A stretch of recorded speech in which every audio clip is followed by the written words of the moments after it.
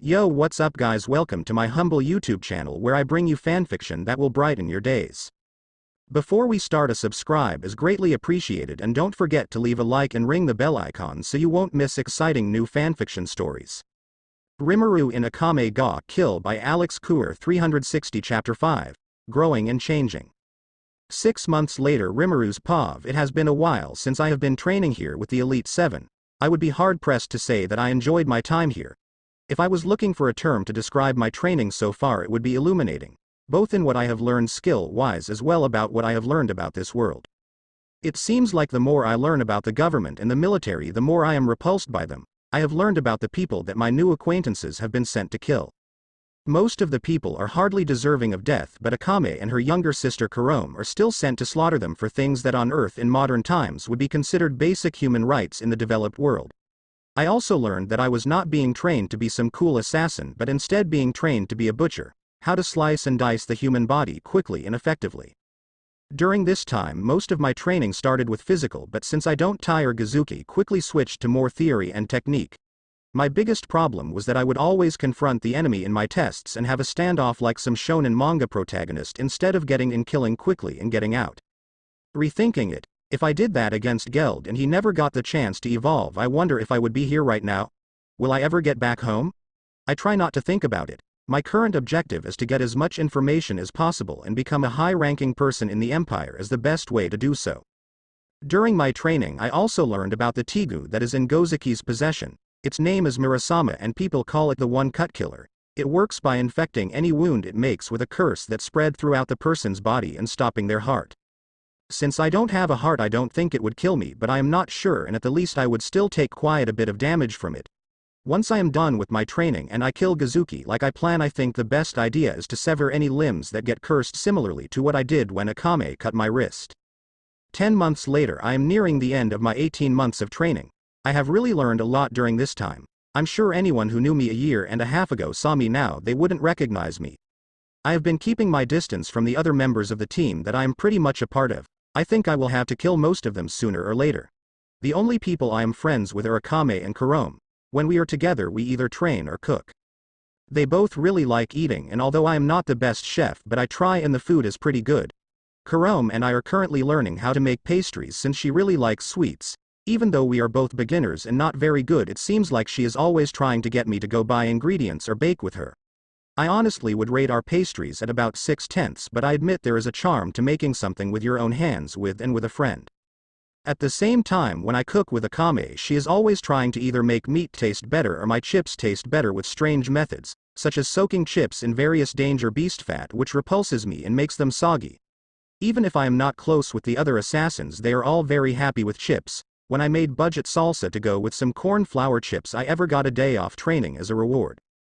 Throughout this time, I have grown to think of Akame and Kurome as something akin to younger sisters. I've gathered most of their pasts, and to say it is tragic is an understatement, but sadly all too common in this world.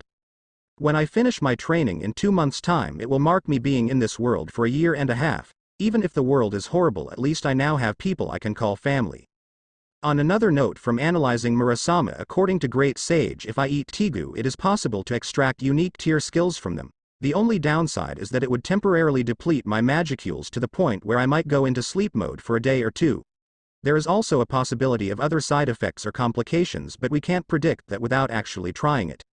Some other things that have happened in the time I've been training is that recently I've been sent out on missions, but in reality it is just killing low-time criminals that can't afford to bribe the government or government dissenters. That is currently my mission right now. I was sent to a small town where there was a small group reported trying to recruit for a resistance army. On principle, I agree with the rebels, but they don't have what I want, so for the time being I'll carry out my mission. I am still not good at just silently killing and leaving, though now it is for a different reason. I learned recently that the resistance has a pretty significant amount of Tegu under their control, so any info I can get on them would be useful to my goal.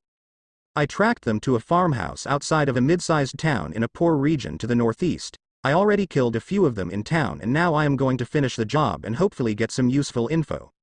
I am in a black and gray outfit with a little bit of golden lining that I have adopted as my combat outfit, Demon Lord outfit. As I get close to the house, I can sense 4 people patrolling the outside of the house, and thanks to my abilities I can sense another 8 inside. After making note of the windows and door of the house, I get into position to take action. I start by crawling through the long grass. Since it is night and I am concealing my presence, it is almost impossible for it to be detected. Once I get close to the house, I wait for around 5 minutes until one of the guards come to check this area. Once he turns around, I silently get up behind him, and once I am about 2 feet behind him, I take out my katana and stab it through his heart from behind, instantly killing him. Instantly I catch his falling body and pull him into the long grass, not even leaving blood on the ground where I stabbed him. After quickly wiping my blade on his clothes, I set off for my second target.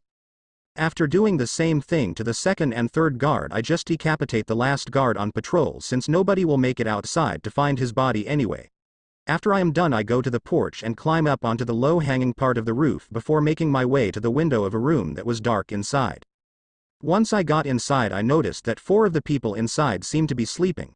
The room I climbed into had one of these sleeping people. I quickly stabbed them through the heart and continued on my way around the upstairs. After a quick look around, I noticed one bedroom bigger than the others with a woman sleeping in it. If I had to guess, she was the highest ranking person here and my best chance at getting valuable info. I quickly sneaked inside the room and bound and gauged the woman and left her in a hog tie on the floor, squirming as I went downstairs to finish the job, no longer having to worry about noise. I silently walked down the stairs, finding the remaining 4 talking about recruiting or random trivial and personal matters. I quickly launched off the bottom step, coming behind the first person who had their back to me and cutting them in half at the waist. Quickly I thrust my sword toward the person to the left and stabbing them in the heart while he was reaching for his sword.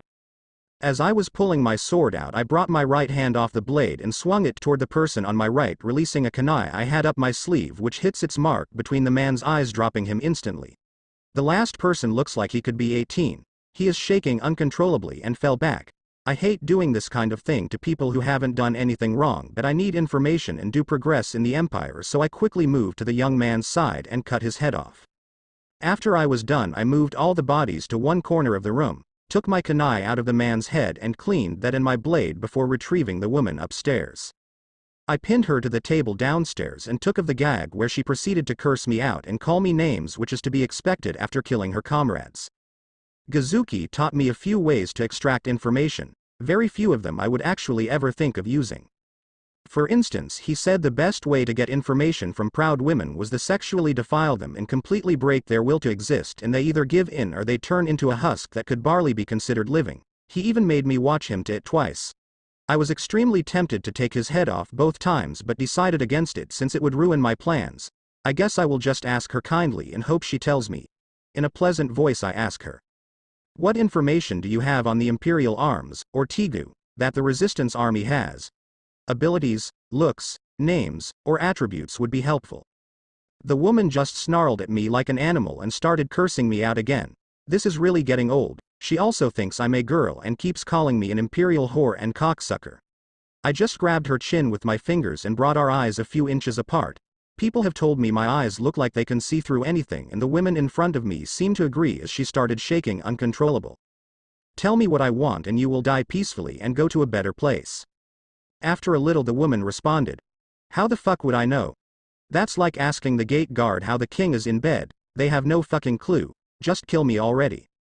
In response, I took a knife from the kitchen area and pulled her hair up and got in a position to scalp her. I don't plan on doing it, but the fear should help her open up.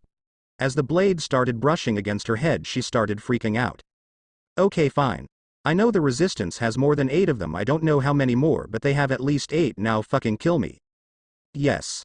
Finally some actually information. That is at least something to go on. I had learned they had a decent amount, but more than 8. That's more than I would have thought. Maybe I can get something else. Are any of them related to space or transportation, or a massive source of power? The woman just gave me a confused look. "Why do you want to go to space?" "I don't think any of them can help you get to space. I haven't seen any of them in action anyway, to how would I know what they do?" I can't help but facepalm at the first part, but I do believe she is being honest. Then I give her what she asked for and kill her as painlessly as possible, then burn the house down after eating all the papers that were in the house. 1 week later I was arriving back at the base for the Elite 7. When I got there it was surprisingly quiet. After walking around for a while I finally found Kurome. When I got there I saw an immense amount of anger in her eyes. I wanted to know what happened, so I went and started making pastries, and once I was done I brought her a plate and started talking to her. Kurome, what happened while I was gone? Where is everyone else? She just started eating but looked up at me. There was a mission where only Big Sis came back and she had Murasama, then she left. She betrayed us. How can she betray her family? Then Kurome started grinning in a super evil manner. She took out a katana that I could tell was a taigu that had an aura of death, but it was different from Murasama. Then she started laughing. You'll help me get Big Sis back, won't you, Rimuru? You are our family too, so we have to work together to get Big Sis back. The way Kurome was grinning was really unnerving. I had a bad feeling, but I put it aside for now and continued talking to Kurome. Do you have a plan to get Akame back? If she joined the resistance, I'm sure she had a good reason since she loves you so much. She just looked at me smiling like an idiot. Easy. You just help me kill her with this sword, then I can bring her back to life as my puppet. Then we can all three be a happy family. Look, I already have some friends. I tried my best not to show how sad I was to see Kurome go off the deep end like this. I really care for her, so I couldn't hurt her, but she wants to literally kill her sister to bring her back as a puppet. In response, I just gave her a big hug and spoke in her ear. Don't worry, Kurome, I will make sure that we all can have a happy ending. But I would never help you kill your sister.